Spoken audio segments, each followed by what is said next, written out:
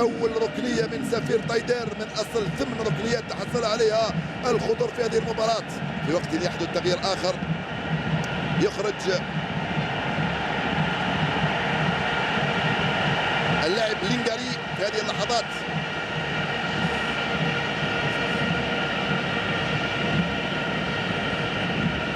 ويدخل في مكانه اللاعب سيدو بانانديكي تيجيري.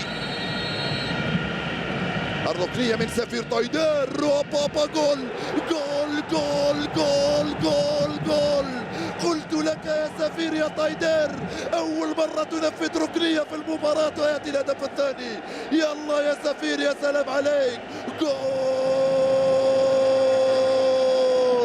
سفير طيدير يعدل النتيجة من بعيد.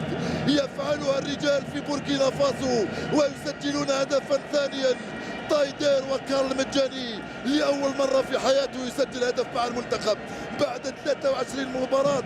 هذا هو هدفك الأول والوحيد، ولكنه الأغلى في حياتك.